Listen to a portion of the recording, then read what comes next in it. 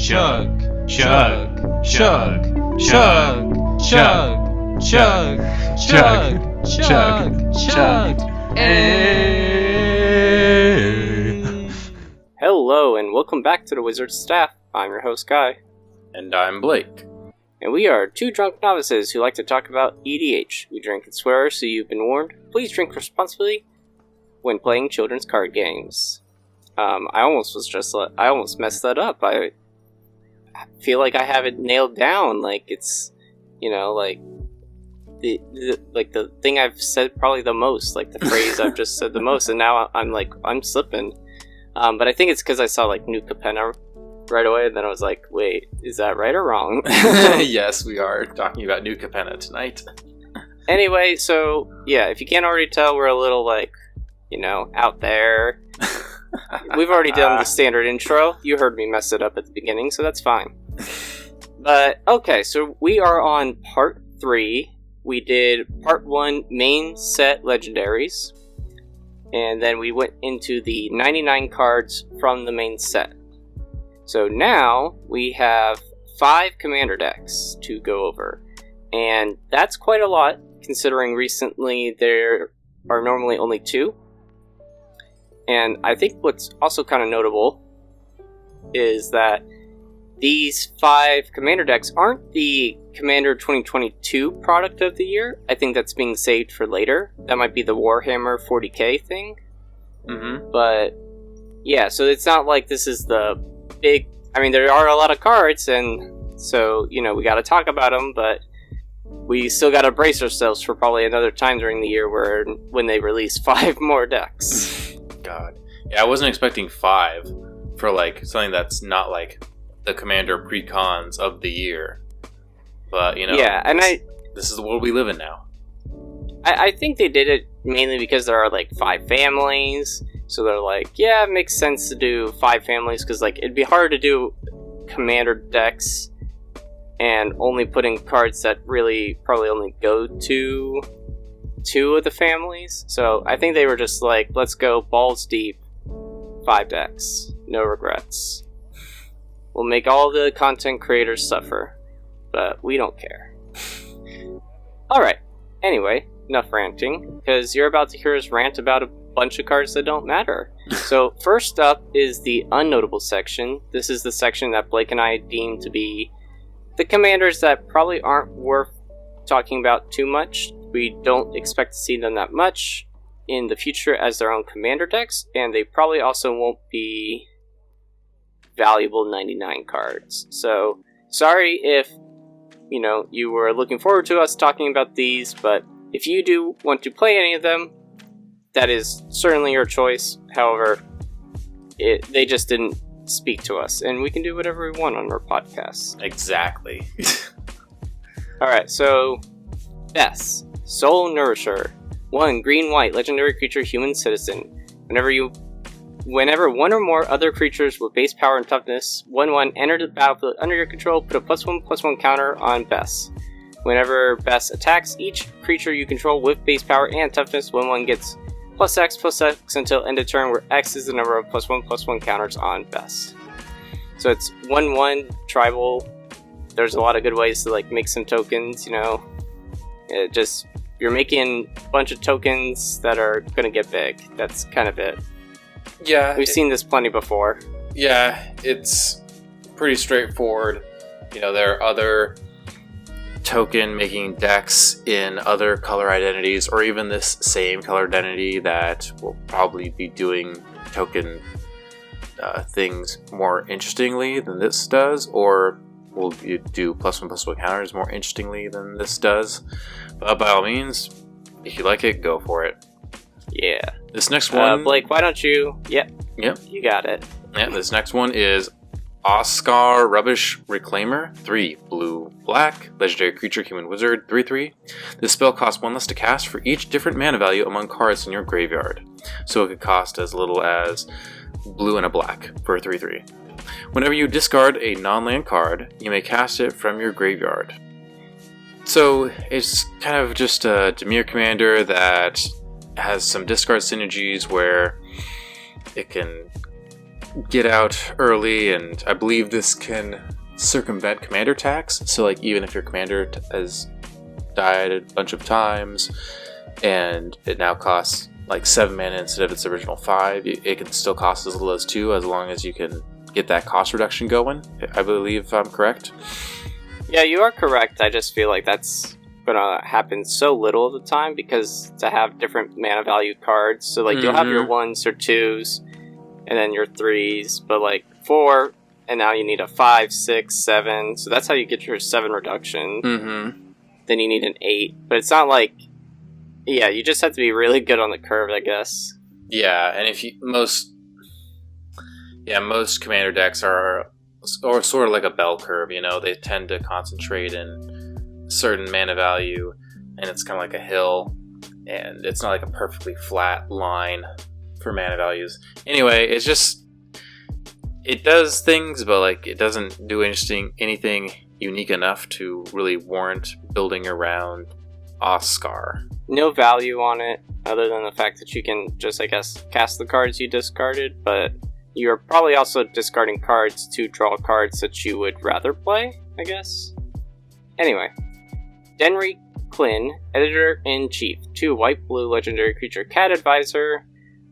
Denry Quinn enters the battlefield with your choice of a +1/+1 counter of a +1/+1 first strike or vigilance counter on it whenever a non-token creature you control enters the battlefield.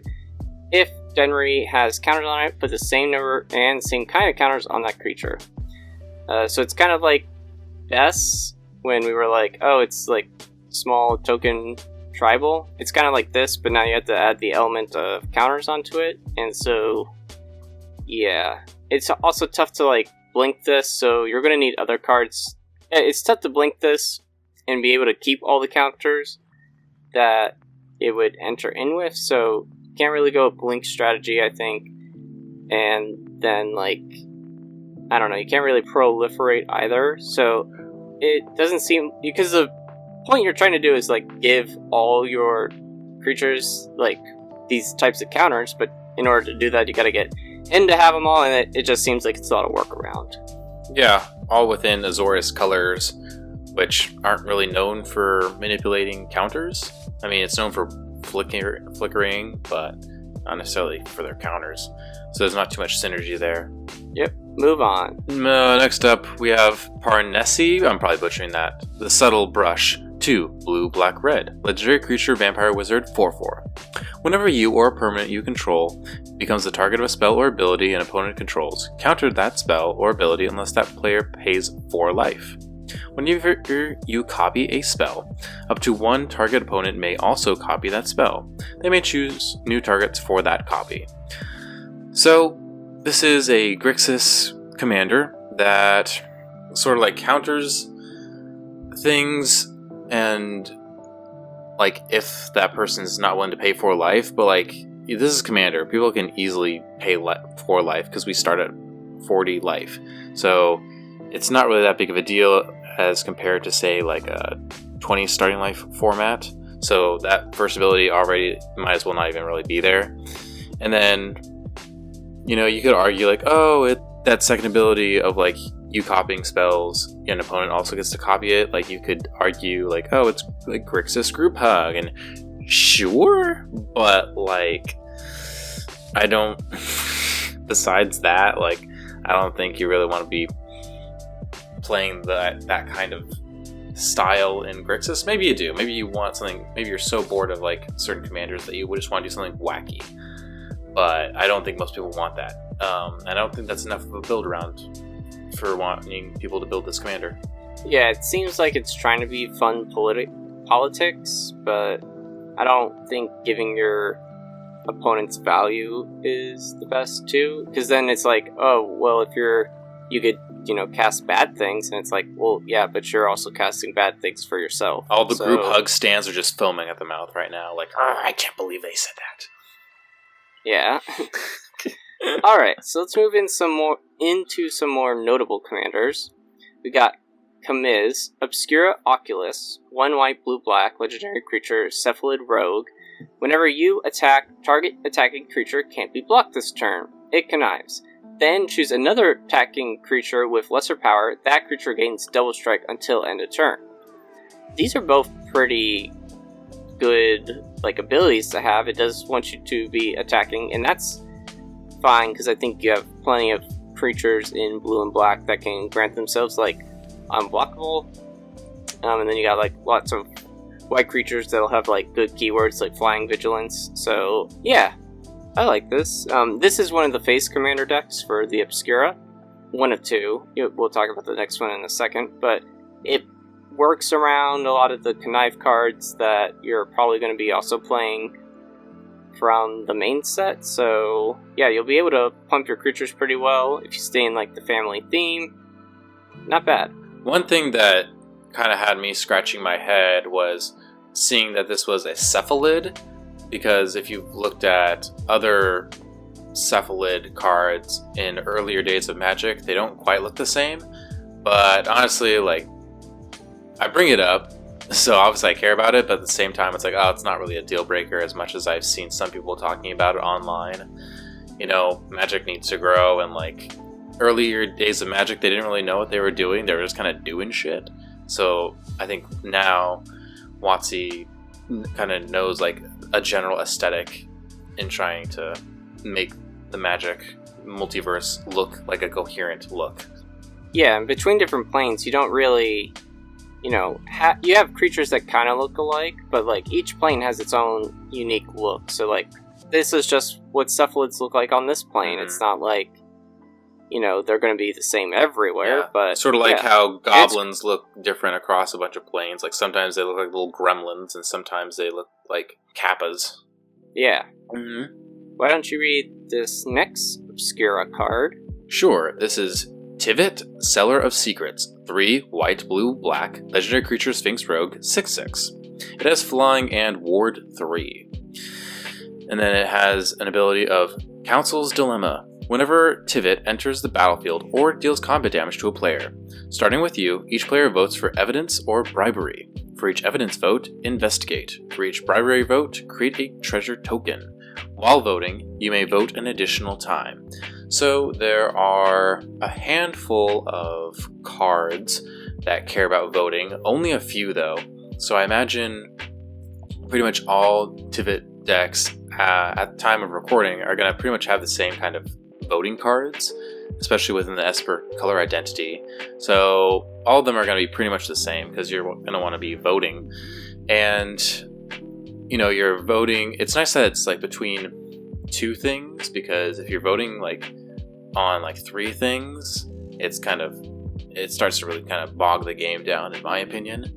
So it's nice that you vote for either evidence or bribery, and then the result of both of those choices is fairly obvious and direct.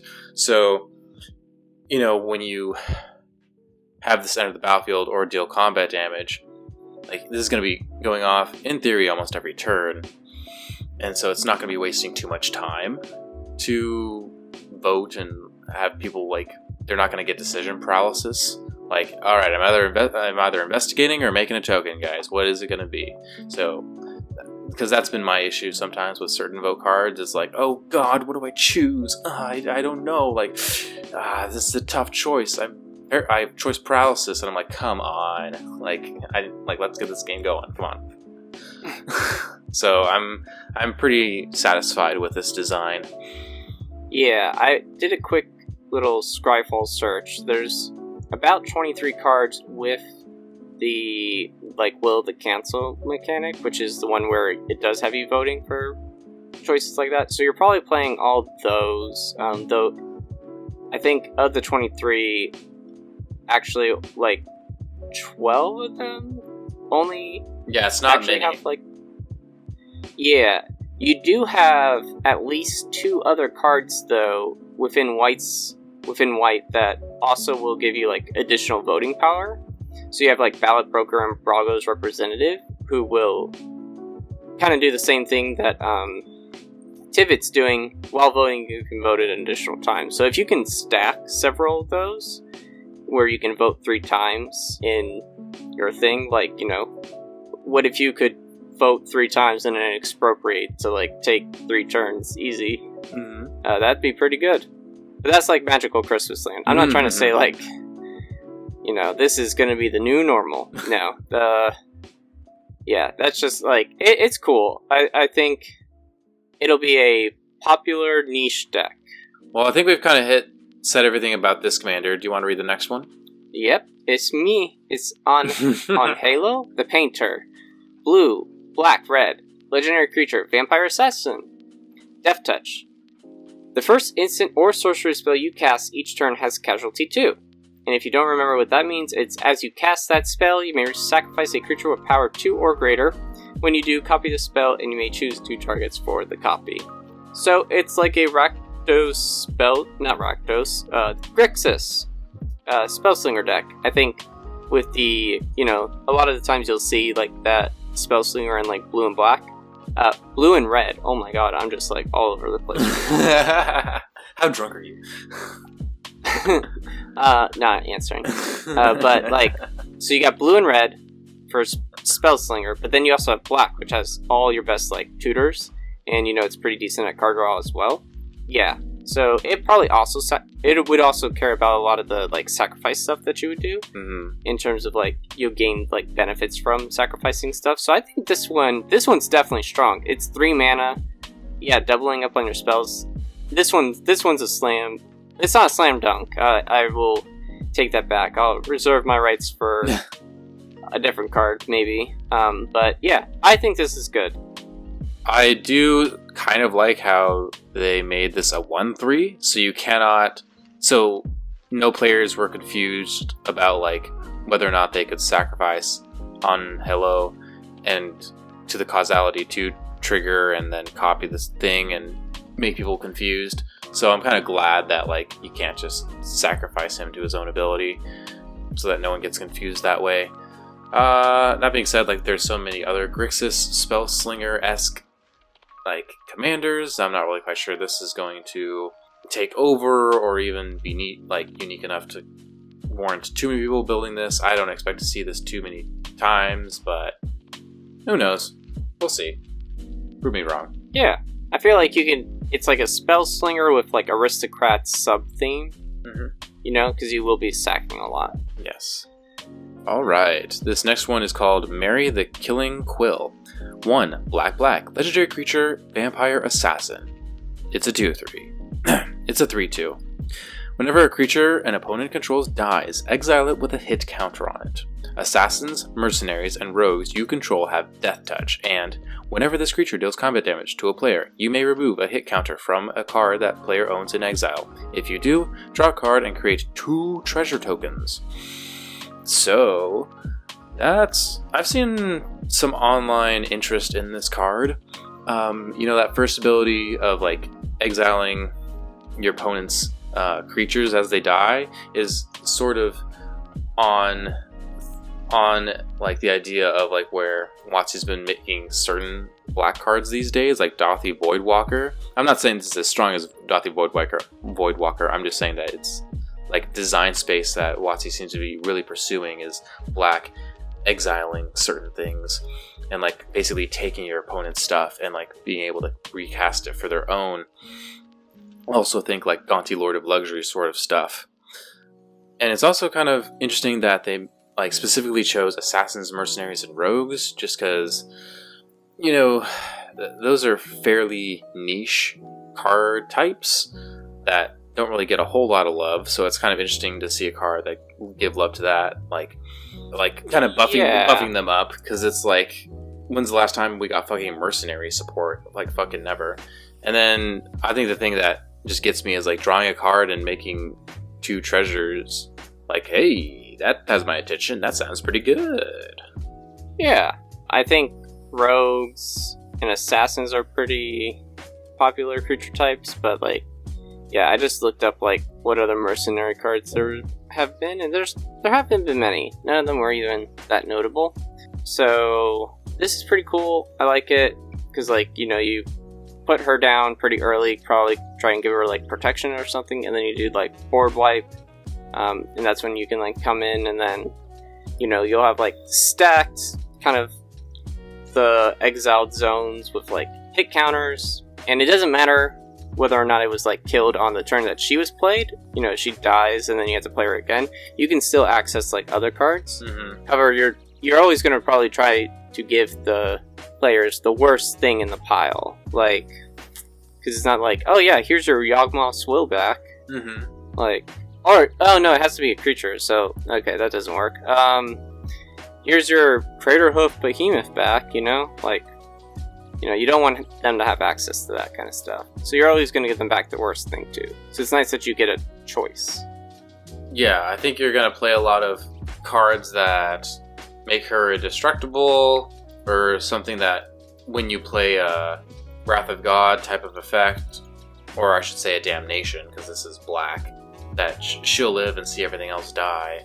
And then you also play like Whisper Silk Cloak or Rogue's Passage, or things that make her unblockable, because she's only a 3/2. She's not that big, and just like to really make sure that you're always getting in that combat damage to a player, because that's how the trigger works. It has to be to a player.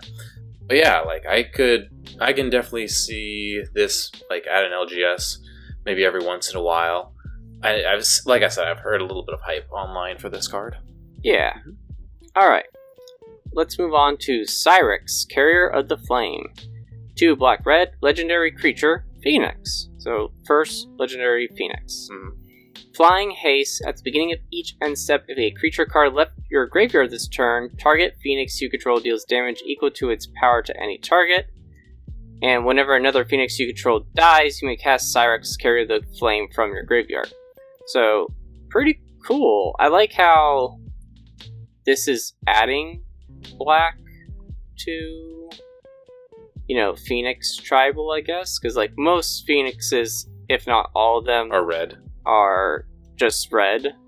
So this would at least allow you to, like, I don't know, have access to like black again for like sack outlets or stuff like that, to like put your Phoenixes in the graveyard, which you want to be able to return them because that's what they do. Yeah, and I don't think Phoenixes are terrible. They often are kind of like the set mechanic card for red. Like whenever there's not a Phoenix, like there's not too many of them. There's about 30-ish. And funny enough, it's other formats that usually know about Phoenixes, like Arclight Phoenix or Rekindling Phoenix. Like Phoenixes that have really shaped other formats, at least for certain periods of time. But those 2 Phoenix cards that I just mentioned, they're not really seen in the Commander format. But who knows, like maybe this is one of those things where like people from those formats have like a playset. They're like, well, I want to play with them, but I don't really have a good use for them in Commander. Like now suddenly this Phoenix Commander comes out and they have a reason to jam them in a deck. That's just my theory.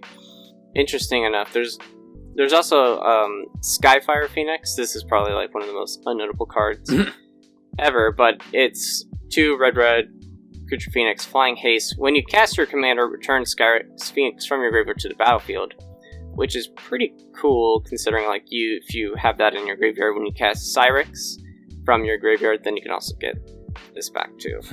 Probably getting a lot of like ETB triggers for like, just throwing a Perforos, Impact Tremors, stuff like that.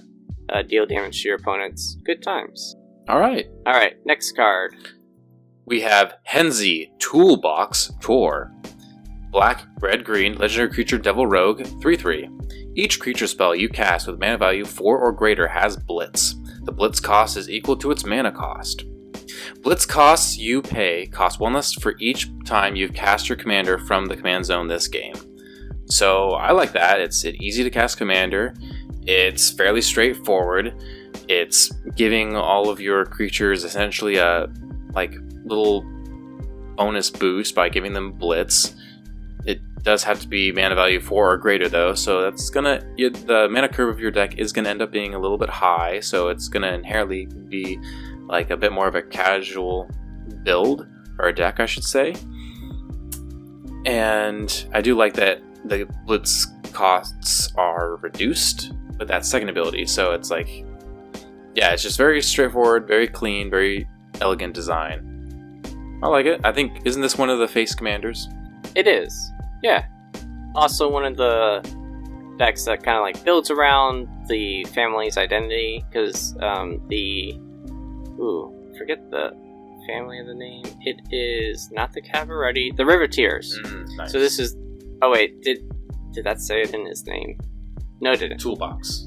But anyway, you know, you got a lot of Riveteer cards that you can take from the main set, add it in here, because being able to reduce mana costs for creatures and then you're able to draw is pretty good.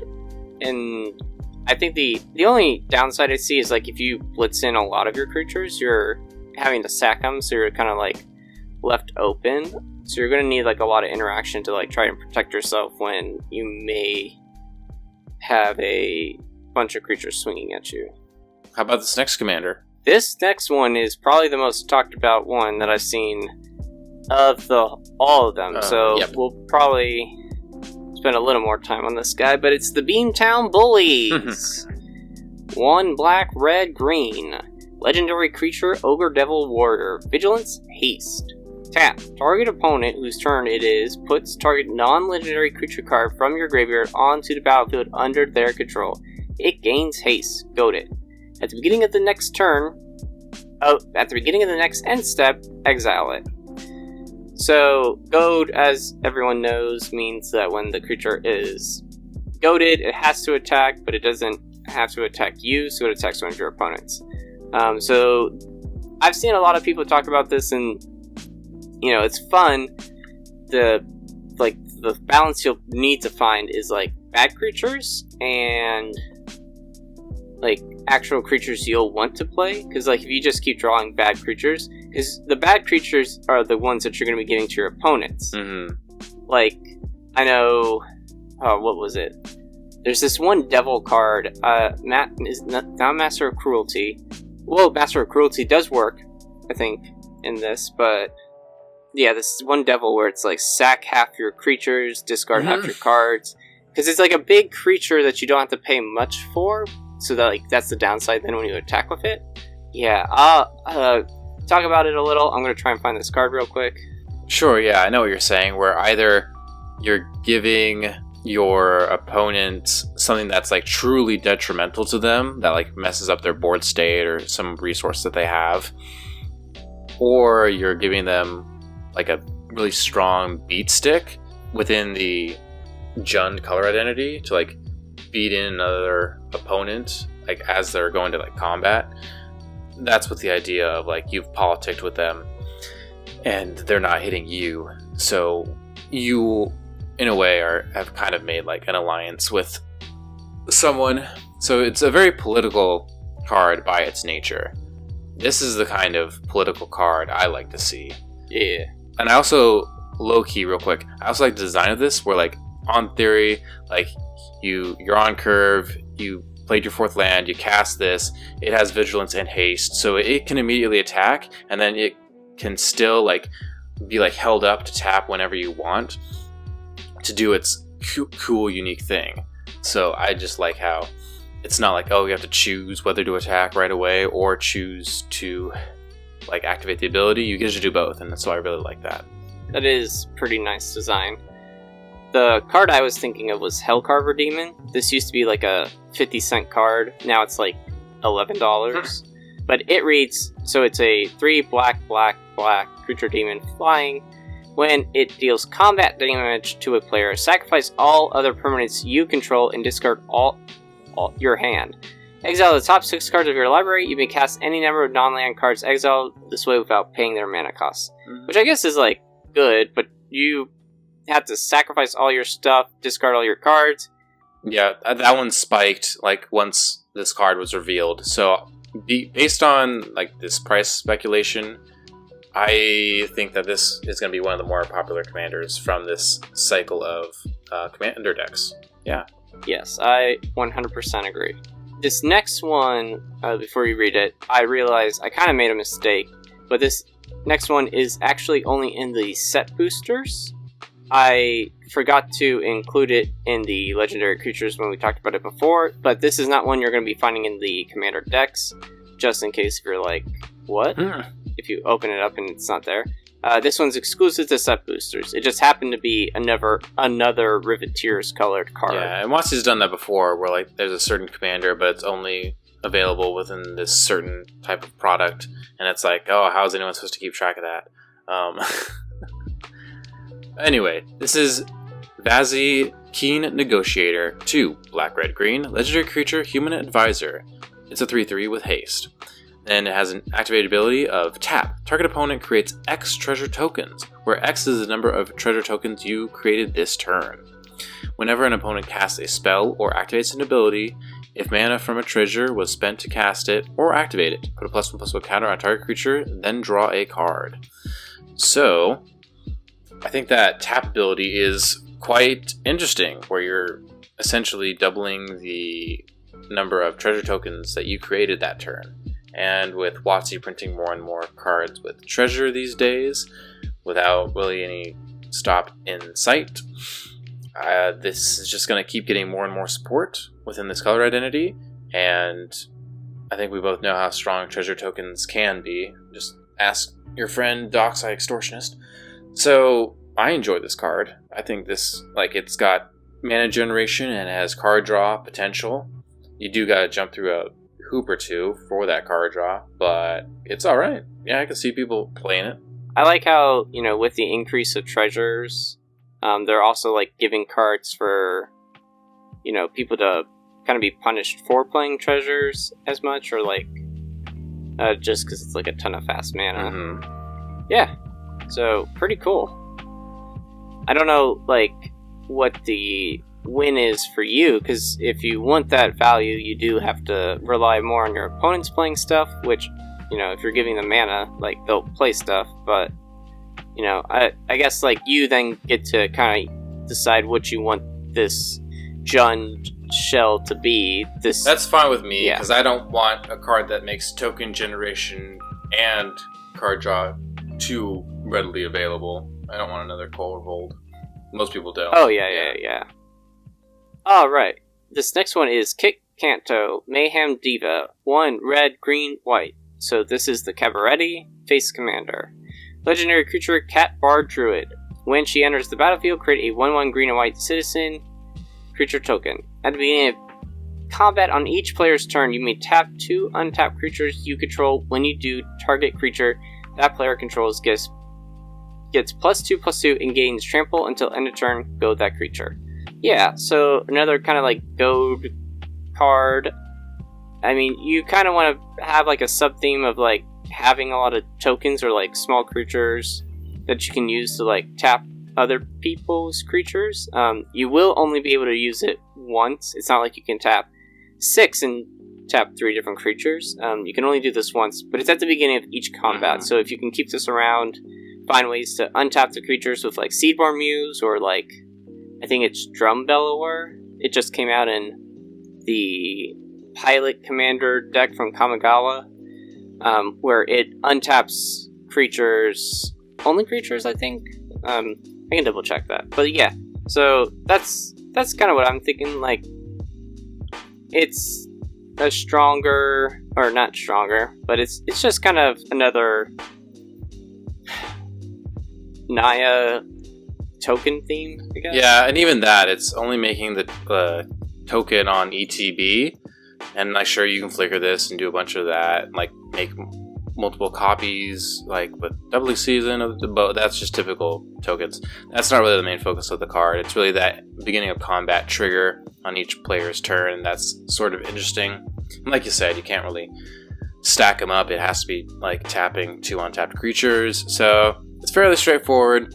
Goad is a mechanic that WotC really likes to use in Commander, and I agree, because it's like, board states get like gunked up by creatures like with static abilities, and they just kind of sit there and like they kind of form a wall and nobody attacks with their things, and the games can just get a little bit like, I don't know, here's my wall and here's my opponent's wall, and we're all just gonna stare at each other's walls and not actually ever attack anybody or have to think about combat.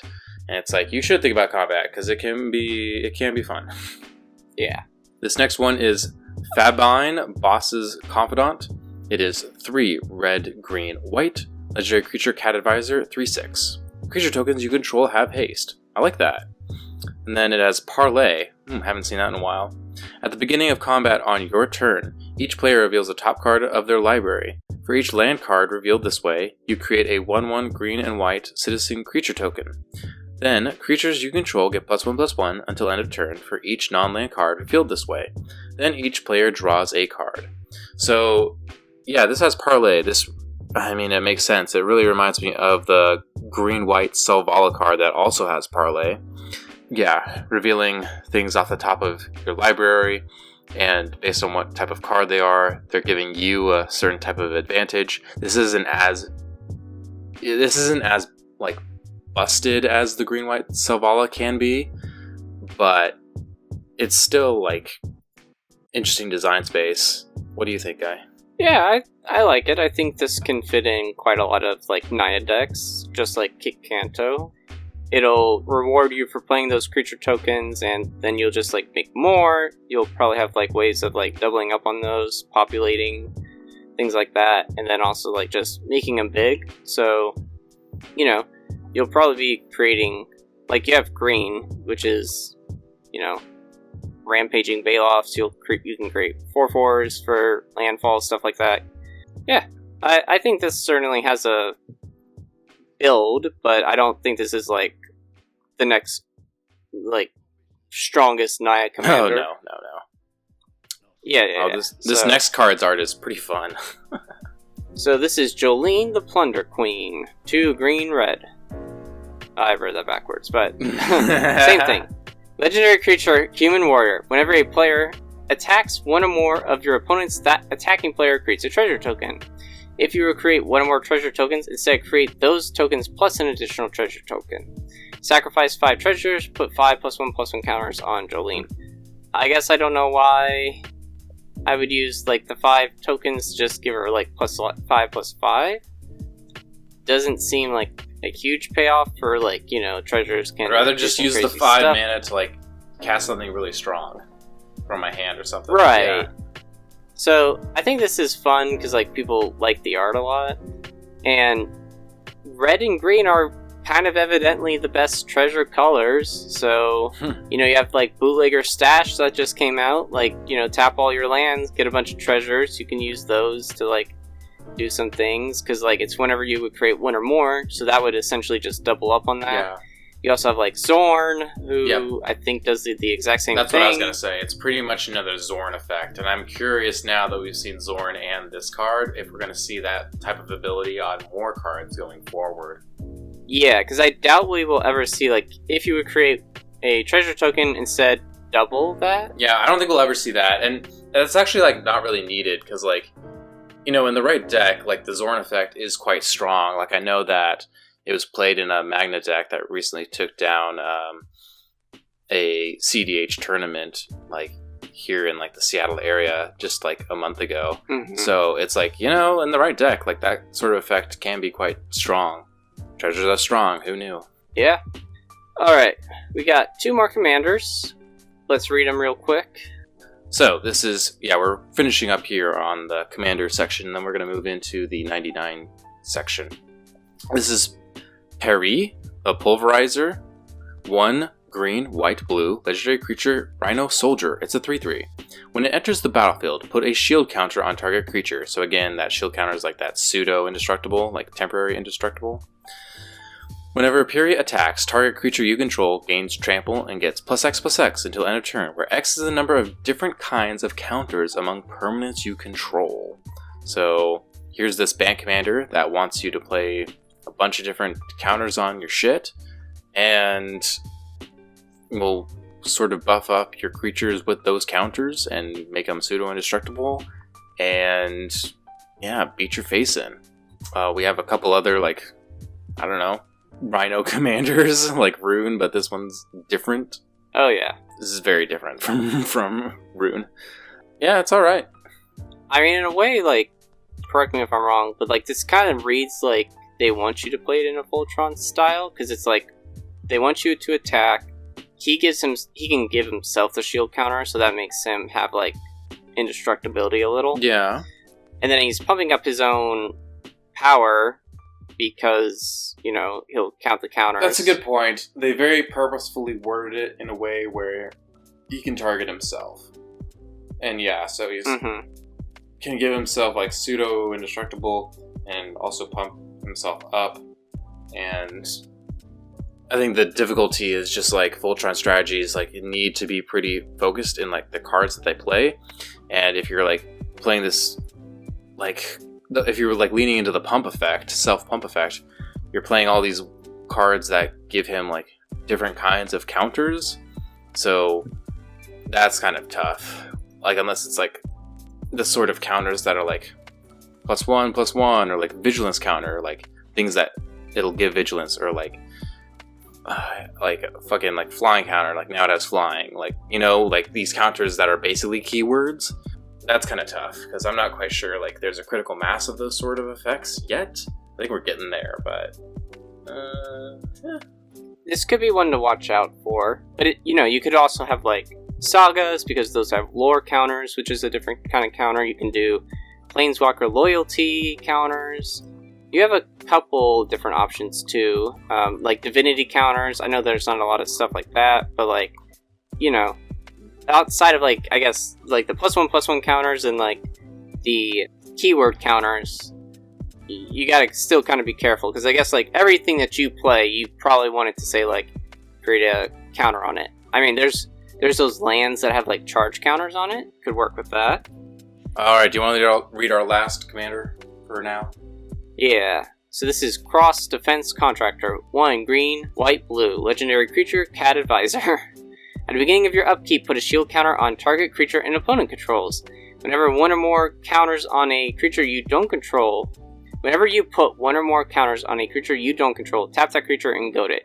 It gains trample until your next turn.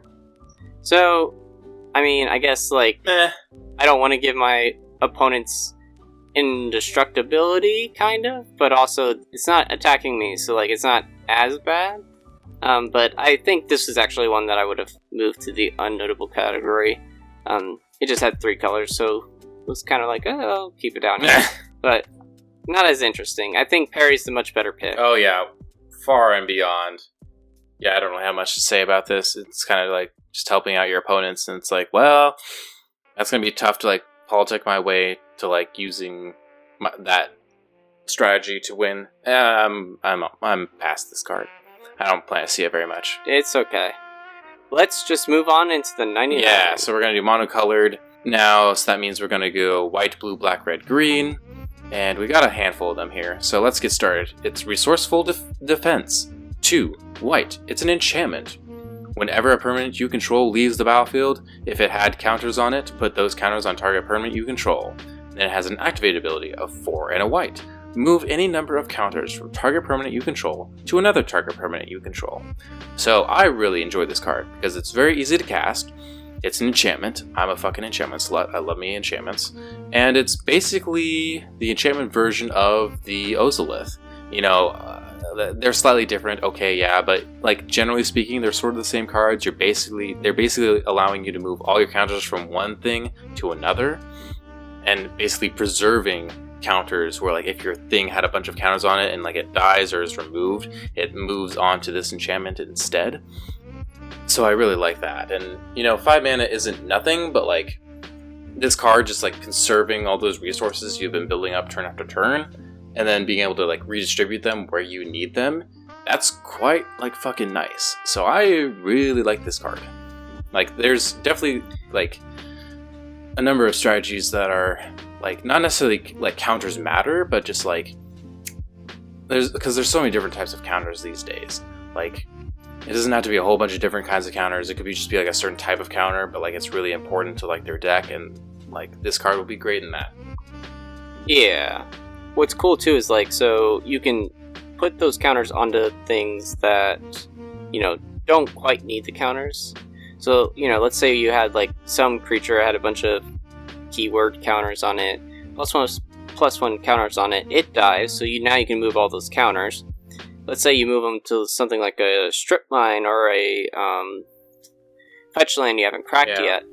So then next time you play a creature, you can then crack that land, which then that goes to the graveyard, essentially allowing you to move those counters for free. So I think that's kind of cool too, in a way where you can like start storing them there, and then you can find the right time to like move the counters. Yeah, works with like, you got loyalty counters again, saga counters. So like once your saga leaves the field, you can play another saga. It comes back with a bunch of counters. So yeah, you just like blaze through each chapter really quickly. Yeah, so okay, that's one good enchantment. Let's talk about another good enchantment. This is Smugglers Share, 2 white enchantment. At the beginning of each end step, draw a card for each opponent who drew 2 or more cards this turn. Then create a treasure token for each opponent who had 2 or more lands entered the battlefield under their control this turn. So, fetch lands are pretty popular. I feel like you might not be drawing the cards as much. Oh, no, you won't be creating the treasure tokens as much, but that's okay. Because, card draw, baby. It's pretty common for, at least one person, to be able to draw a card. Because, if you're counting also the first card you draw, they just have to draw one more card to meet the condition. Then you at least get to draw one card. Yeah, it doesn't take too much. This Commander, especially where people have figured out the format to a good degree, a lot of decks can draw multiple cards each turn. So now you're also going to be drawing cards pretty consistently on each end step. And then less common, but still fairly common in an average EDH pod is there's going to be someone who's playing 2 or more land drops on their turn, probably someone who's playing green or has green in their color identity, and you're gonna start making the occasional extra treasure here and there, and that's gonna help you cast those cards that you've been getting from the first half of the ability. So I like this card. Mm-hmm. And again, it's pretty easy to cast. It's only 2 and a white, really easy to cast. All right, move on. We got blue. Yes, and this is Extravagant Replication. 4 blue, another enchantment. At the beginning of your upkeep, create a token that's a copy of another target non-land permanent you control. That's it. But it's pretty straightforward. You're basically making a token of pretty much any permanent on the board that you control. That could be anything. That could be a creature. It could be a it can't be a land because it says target non-land permanent. But it could be a creature, it could be an artifact, it could be an enchantment, it could be a planeswalker, it could be all different sorts of powerful things that's in your deck. You can do things, I had to double check, whether or not, because you can do Paradox Haze, where you can, double up your upkeep, and, just get double triggers, or, depending if you're in the color identity, you could just double up tokens once you've made the token. So, this can do some wild things.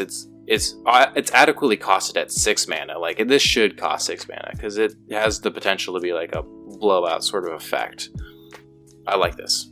I think the one downside for this to me is you play this 6 mana. It's not a cheap investment. Nope. But someone just blows it up. You have to wait until your you have to kind of wait until your next upkeep. So any way that you can kind of sneak this in is best. Oh sure. Yeah, so I think be careful with this card. I think, it's strong, but, it's strong in a casual sense. It could... Strong, yeah. But you also, you don't want to play it only to have it blown up, so be careful how you play it, but also just kind of, note that, when you do play it, casual will probably recognize, ooh, that could become a problem real quick. So, yeah. In Too Deep. Blue. Enchantment. So we've talked about 4 enchantments back to back. Mm-hmm. Enchantment Aura splits second. As long as the spell is on the stack, players can't cast spells or activate abilities that aren't mana abilities. Which kind of reads essentially uncounterable in a way, because you can't cast a counter to counter it. Anyway, so you have enchant creature, planeswalker, or clue. And then Enchanted Permanent is a colorless clue artifact with 2, sacrifice this artifact, draw a card, and loses all of their abilities. So in a way it's creature removal, or you could turn your opponent's commander into it, so they have to sack it if they want this to go away, and then, they can draw a card, but also, their commander's gone and it's in the command zone. So I like this. It's interesting. Kind of removal for blue. Yeah, so just to be crystal clear, like you're almost never going to be enchanting a clue because clues aren't that relevant in the commander format. It's probably not going to be a planeswalker, like it could, but generally speaking, planeswalkers aren't played as much as, say, 1v1 Magic, because just to the way the formats are different, like planeswalkers aren't as strong in the commander format because of different rules. So it's probably, yeah, like you said, it's probably always going to enchant a creature. It's probably going to be someone's commander, because that's usually almost always like the easy available thing to target, and it's probably going to shut off someone's deck. Split Second is very strong. There's only like 18-ish cards with Split Second, but like you probably know what they are because a few of them are really strong. There's like Corrosive Grip, there's Angel's Grace, you may have seen Molten Disaster, you may have seen Sudden Spoiling, Trickbind. WotC is starting to design some newer ones like Sudden Substitution or Sudden Edict, so they're not too afraid of printing Split Second cards, which is cool because it's, yeah, like you said, like you can't really stop Split Second except for like very, very, very niche situations. So I like this.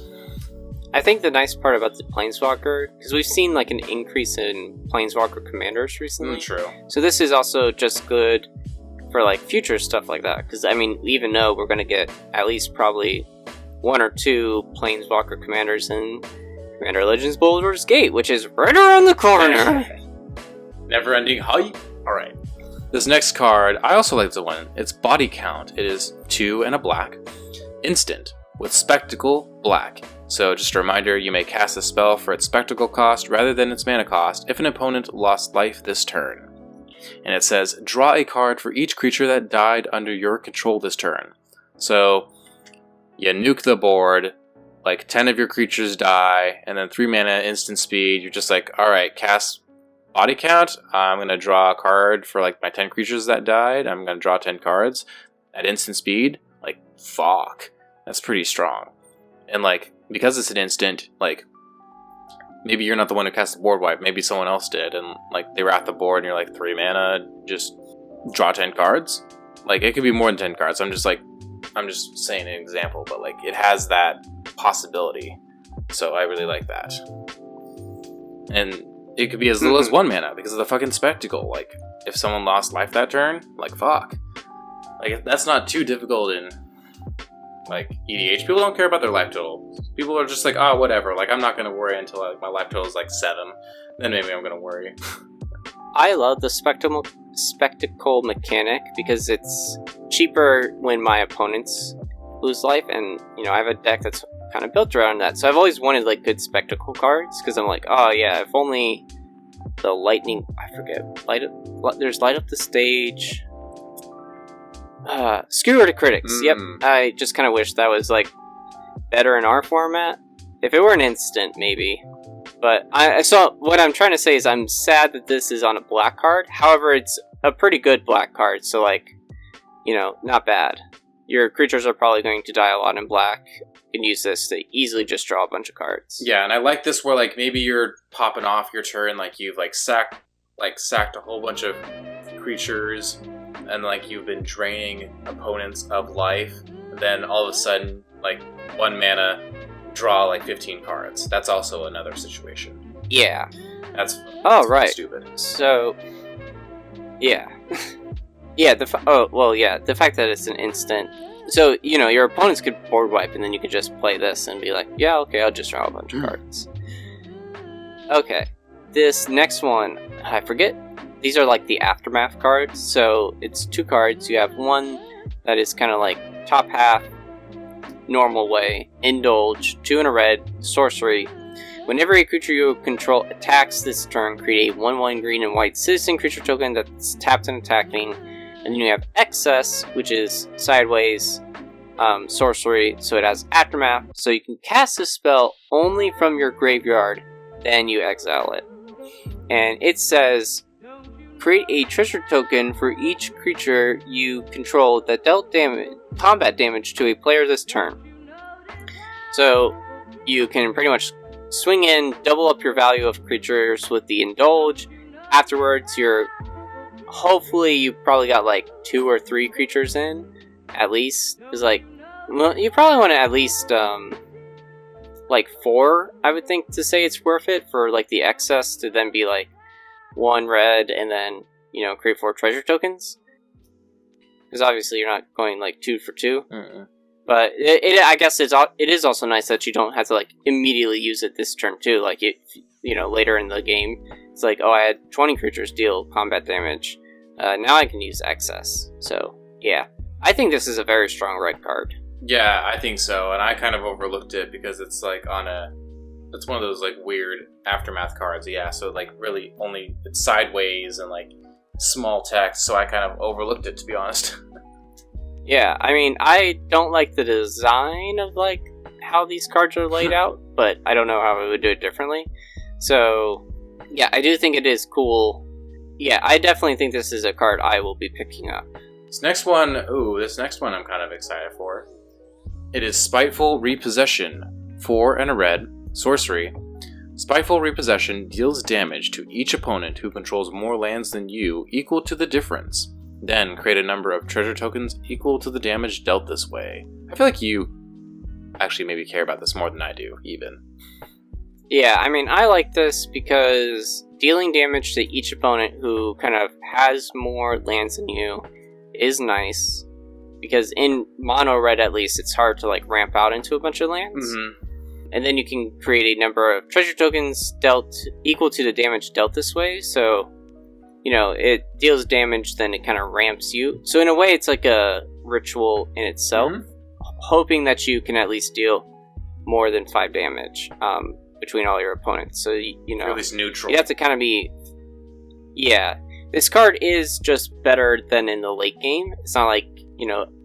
I mean, if you're able to cast this turn 3 and, like, your opponents already have, like, way more lands than you. But yeah, I do think this card can just, like, exponentially get bigger. And possibly kill someone out of nowhere. Or at least then give you more mana to then, like, kind of ramp into something like that. Sure. So I like this card. It's got a high ceiling potential. Yes. And just as the game goes, it gets better. So, yeah. Alright, we got our last monocolored card. Spellbinding Soprano, 1 red creature human bard. When Spellbinding Soprano attacks, instant and sorcery spells you cast this turn cost 1 less to cast. Then has an encore for 3 and a red, and that was, if you don't remember, exile this card from your graveyard. For each opponent, create a token that attacks that opponent this turn if able. They gain haste. Sacrifice them at the beginning of the next end step. Activate only as a sorcery. So in a way, like, you can cast this for 4, create 3, they all attack. They don't need to deal the combat damage, and then just like instants and sorceries for the rest of your turn will cost 3 less. Which is pretty good considering, like, if you're able to like stack that with at least like 2 spells that you're going to be casting to get the discount, like, your rate of like mana usage to mana spent is pretty good because, yeah, everything's reduced. Yeah, I'll be honest, like, this is okay, but it's not as good as, like, I'd rather just, like, put out a Brawl Chief of Compliance or, like, a Goblin Electromancer where, like, those just inherently say, like, your instants and sorcery spells cost 1 less to cast. You don't have to go through attacking to, like, get the benefit, like, or Cloud Key, because, like, this is small. This is, like, a 2/2. I don't know, like, you do have to attack with it, so like you might not ever, like, this is Commander, so you usually have someone to attack into, but like there's gonna be times where like, oh, there's no good attacks, and so I'm not gonna get my discount, and there's already other cards. Well, it just has to attack, it doesn't have to deal combat damage. Yeah, that's true, so like, you don't mind if it dies, but then like you don't get it turn after turn. I don't know, there's just those other cards that I mentioned, so like I'm not as high on it, but it's fine. Alright. Fair enough. Alright, we got 3 more cards. Let's go. Do we have 3 cards for the multicolored section? I think we just have 2. Then we have 1 colorless. Oh, yes, 3 more in general. Alright, this is Cryptic Pursuit. 2, blue-red, enchantment. Whenever you cast an instant or sorcery spell from your hand, manifest the top card of your library. That's pretty good. So remember, manifesting is like you turn over the card face down, and it's like a 2/2 morph creature. And then whenever a face-down creature you control dies, exile it. If it's an instant or sorcery card, which it probably was, because you're probably playing Is It Spellslinger or something, you may cast that card until end of your next turn. Wow, so not even that turn, but end of your next turn. This is quite strong. It's not like 1,000-Year Storm strong, but like in the right deck, like, damn, this is nice. Like, because one of the things, like instant sorcery, it's just, shit, this is like, I like this. I didn't realize how much I was gonna like this. Fuck. And it's an enchantment. Yeah! That's why I like it. It's not the effect, it's just an enchantment. I can't help myself. I mean, the nice thing too is, like, in decks where you're kind of like spell slinging, you're often focused on the instants and sorceries, so you might not have like a high creature base. So in a way, this is kind of like making up and turning your instants and sorceries into creature. Well, I mean, it turns every card from the top of your library to a creature, so that's actually even better. Yeah, okay, I liked it more too as we talked about it. So yeah, and the fact that you don't have to immediately play them on like the turn that they die, like you get a whole extra turn, because what if you did a counter spell and it's like, oh cool, I'll just kind of like hold this up, but like your opponents can see it, so you might have to like, they may not play into it, but like that's good, because then they're trying to like, they gotta kind of like wait a sec till like, does someone else do something? Do I have to do it? Can I afford to get this countered? Probably not. Alright. And last card, it's an last multicolored card. It's an enchantment. Life insurance, 3 white black. Enchantment, it has extort, so whenever you cast a spell, you may pay white or black. If you do, each opponent loses 1 life and you gain that much life. Whenever a non-token creature dies, you lose 1 life and create a treasure token. So yeah, good card for Aristocats, like creating, because you're going to be sacking probably a bunch of like small creatures. You can get treasure tokens. Pretty nice. It seems appropriately costed at 5 mana, because it's not just your creatures dying, it's like your opponent's creatures dying as well, like that you're going to be making treasure tokens. Like, oh, that's so true. So it's not like, so the downside is like it's non-token creatures, so you can't just like abuse the shit out of this with your own tokens or something. But like, even still, like it's decently strong. I do like, if you go hard on this and it synergizes really well with your deck, you might actually have to be careful, because like losing 1 life, especially in the right deck that this goes in, like you might actually like get pretty low on life, even though you start at 40. But that's okay, because it has extort, and you're probably, as long as you have enough mana, like you can easily just like pay 1 mana, like gain 3 life, like probably, because that's how most EDH pods are. There's usually 4 players, so like it solves that problem that it like creates. So I like this a lot. Alright, we got our last card of the 99.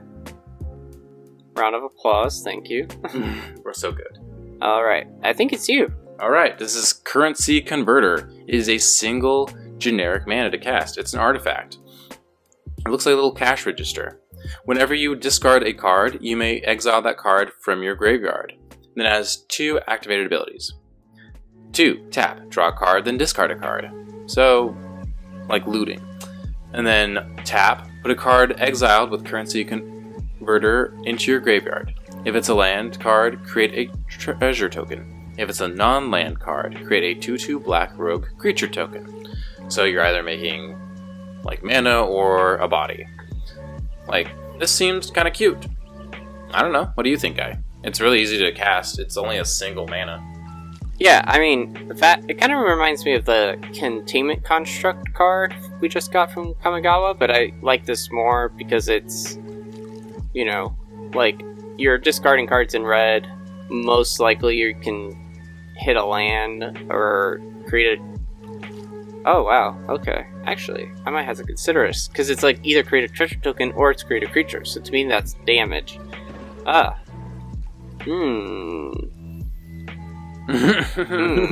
like this. Okay. Oh, yeah. I can't believe...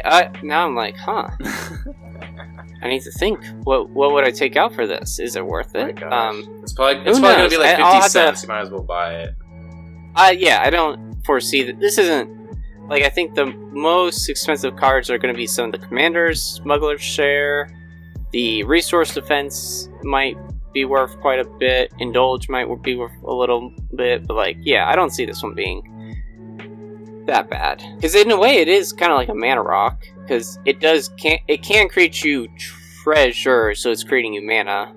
So yeah, draw a card, discard a card, it's got it built in, nice. So then you can kind of choose. But yeah, alright. I kind of sold myself on this card. I figured like as I was reading this card, like this seems like a card guy would care more about. I was right. Yeah. I totally overlooked this. You're the one that put it on. I know. I was like, yeah, I mean it's the only colorless card, so like might as well, I guess. Silly man. Sure.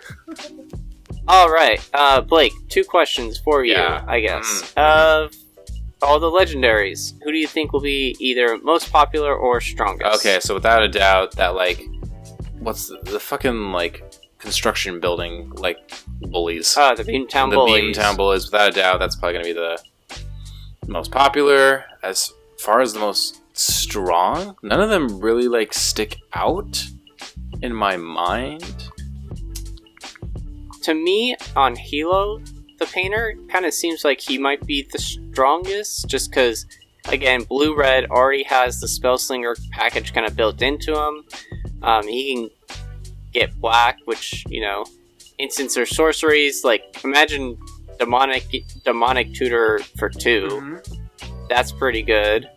So, I think he might have some of the best, He might be one of the stronger commanders that you could build from this Sure. set. I mean, this is always a difficult question to answer with commander decks because WotC knows that like they're building these decks to be played against each other, and it's no fun if one of them is way stronger than the other. Like they've heard feedback from players over the years and how that's a real issue, and especially with past like commander precons.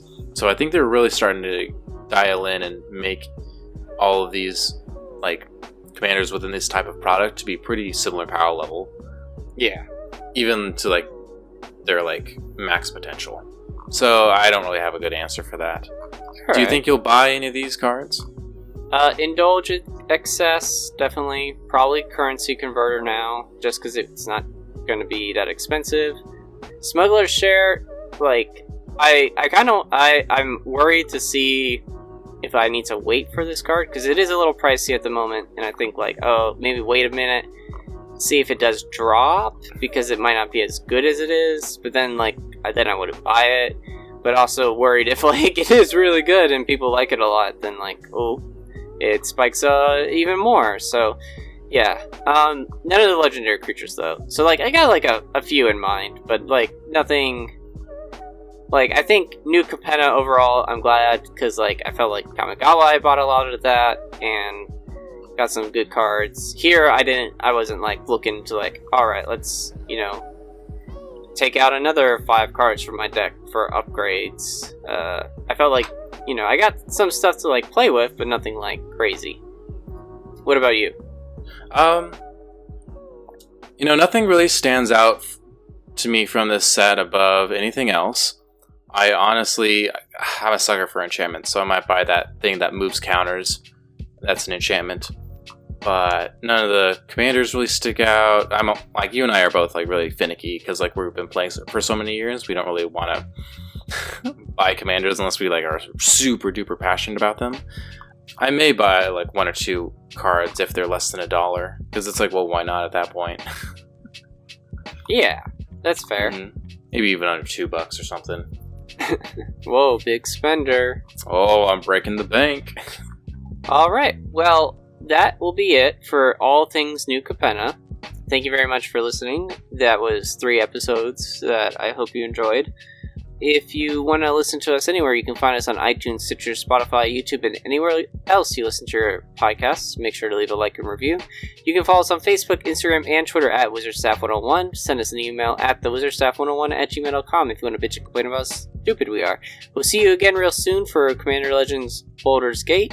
might have another episode, or maybe try and get one episode in between this set review and the next set review, but we'll see. Yeah, we can be hopeful. Otherwise, it's hype train all the way. All right, so thank you very much for listening, and we hope you have a great night. Peace. Peace.